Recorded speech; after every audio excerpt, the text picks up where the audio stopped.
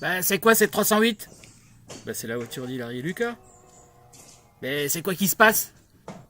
Bah, elle arrivait à une date proche du contrôle technique, et comme ils entendaient un bruit, un claquement à l'avant, ils sont allés au garage pour demander un devis, et puis au lieu de regarder la voiture, bah, ils l'ont emmené direct au contrôle technique, et voilà le résultat.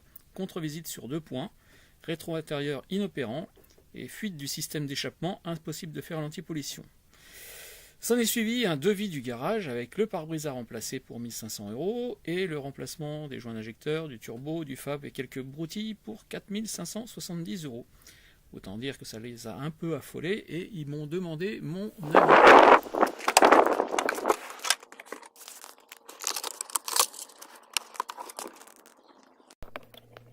La voiture est arrivée, donc je lui ai fait un petit check, mais rien de particulier.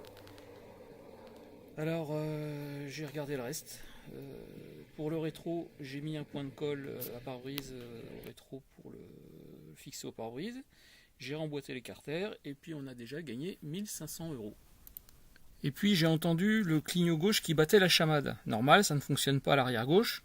Je change l'ampoule, rien n'y fait. Je débranche la prise et là, la fiche négative est HS. On improvise, on soude un fil dans le feu, on le fait repasser à l'extérieur par un trou. Une cosse sur le fil du faisceau, on rebranche et tout fonctionne. Maintenant, c'est quoi cette fuite au turbo? C'est noir, mais ça ne semble pas fuir. Donc je cherche, je démonte, toujours pas de fuite repérée. Donc j'ai décidé de mettre un coup de nettoyant frein, de bien nettoyer, et direction le contrôle technique. Bonjour monsieur le contrôleur, vous avez contrôlé ce véhicule récemment et vous l'avez demandé en contre-visite pour 2 points. Un rétro non conforme et une fuite au turbo empêchant le contrôle anti-pollution. Peut-être que je ne maîtrise pas toutes les subtilités, mais j'ai cherché une fuite et je n'en ai pas trouvé. Pourriez-vous, s'il vous plaît, me montrer la fuite afin que je puisse la réparer? Très courtoisement, il me répond « Sans aucun souci, je rentre la voiture et je vous montre. Suivez-moi ». La voiture rentre, il cherche, je me tiens à distance pour ne pas l'oppresser. Verdict, il n'y a pas de fuite. Alors que doit-on faire? Il me répond je vais vous passer la contre-visite. Un quart d'heure après, le contrôle anti-pollution a été réalisé et le véhicule bon pour le service. Au passage, plus de 4500 € d'économisés. On va pouvoir maintenant s'occuper de la cause d'origine de la problématique, puisqu'en fait le véhicule avait été emmené au garage au début pour un claquement qui, comme l'indique le contrôle technique, vient des fixations supérieures des amortisseurs avant. Donc on va remplacer les amortisseurs avant, car à plus de 200 000 km, je pense que c'est pas du luxe. Voilà, c'est parti pour le remplacement des amortisseurs avant. On commence par démonter les essuie-glaces et les plastiques de protection sous le pare-brise. On dit que les temps changent, eh bien c'est faux. J'ai un peu plus de 45 ans de mécanique derrière moi. Il y a 45 ans, il y avait déjà des teubés qui serraient les roues de voiture à plus de 20 mètres d'Newton. Aujourd'hui, 45 ans après, il y a toujours des teubés qui serrent les roues de voiture à plus de 20 mètres d'Newton et qui se disent professionnels. Cherchez l'erreur.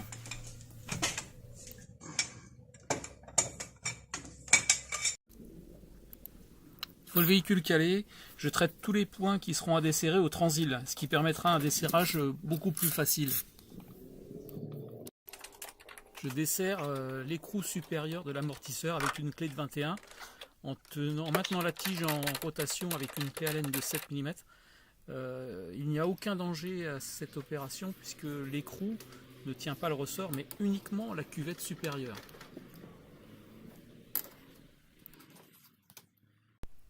Je désaccouple la biellette qui relie la barre stabilisatrice à l'amortisseur.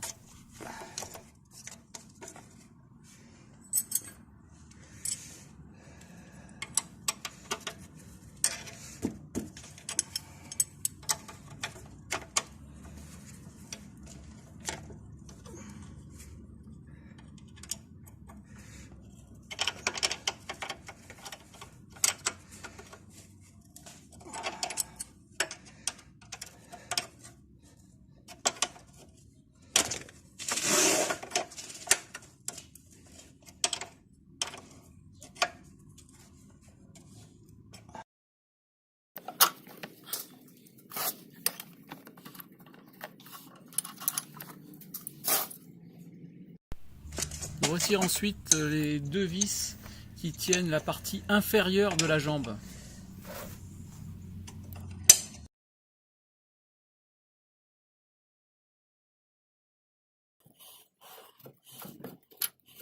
La jambe peut sortir en faisant attention de ne pas déboîter le cardan.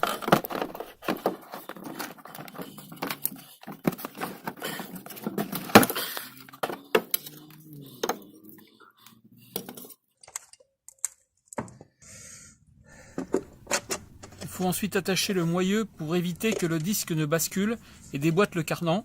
Moi, j'ai utilisé un fil électrique.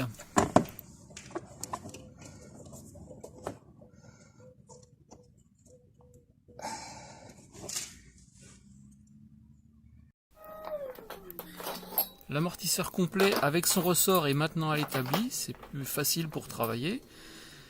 Le but de la première opération est de débloquer l'écrou supérieur.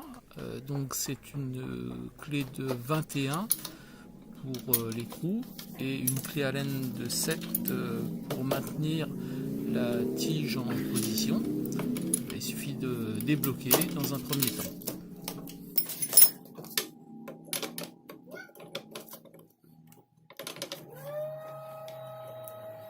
L'opération suivante consiste à placer les compresseurs de ressort l'un en face de l'autre à 180 degrés et de compresser les ressorts, donc visser les vis des compresseurs petit à petit l'un après l'autre.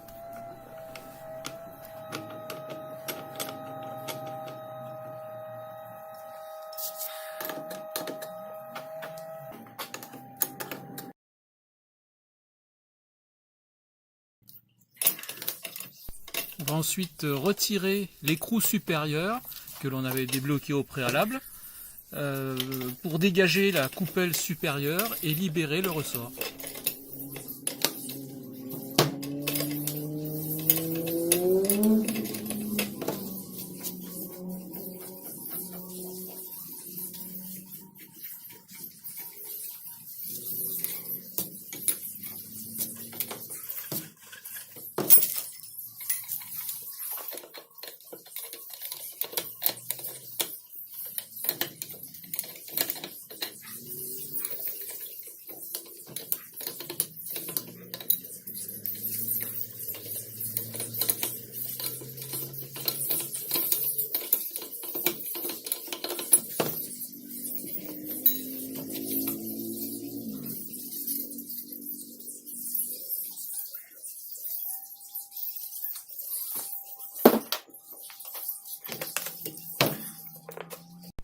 Donc voilà l'état de la coupelle supérieure d'origine par rapport à la neuve.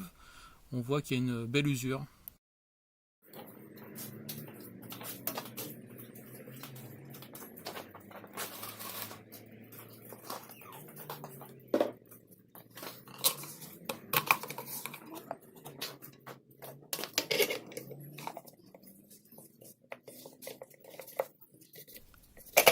Il s'agit maintenant de rhabiller l'amortisseur, remettre des protections neuves, remettre le ressort, la coupelle neuve et desserrer les compresseurs en alternant pour s'assurer une détente un tant soit peu en ligne.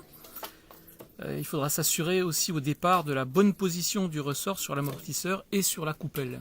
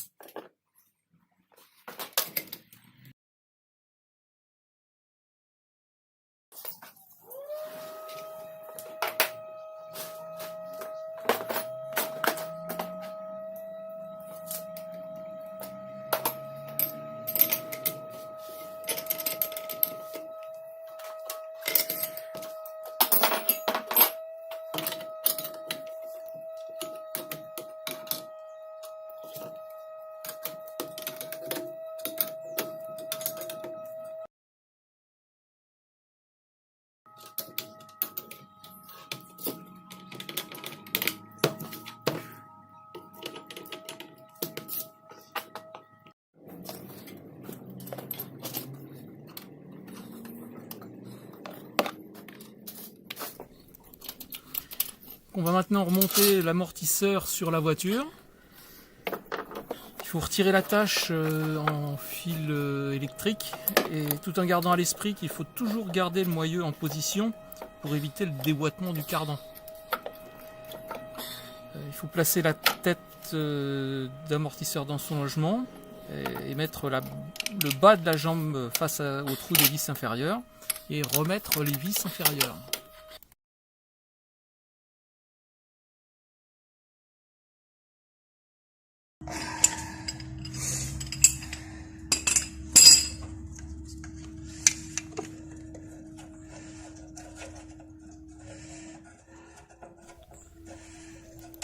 Là, on va refixer la biellette de la barre stabilisatrice après l'amortisseur.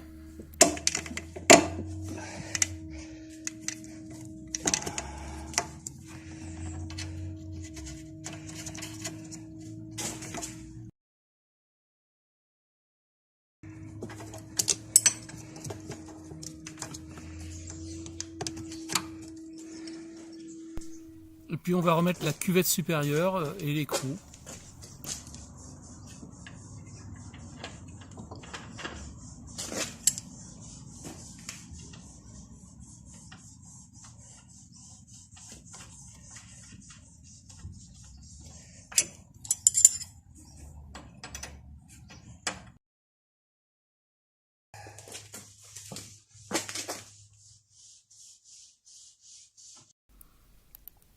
On terminera le remontage par la plaque sur le pare-brise et les essuie-glaces que je n'ai pas filmé parce que ça ne présentait aucune difficulté à mon sens. Donc voilà, cette vidéo est maintenant terminée. Je vous ai juste expliqué comment Hilary et Lucas sont passés d'un devis à plus de 6 000 € à 150 € de pièces. Alors n'hésitez pas à liker, commenter, questionner et vous abonner.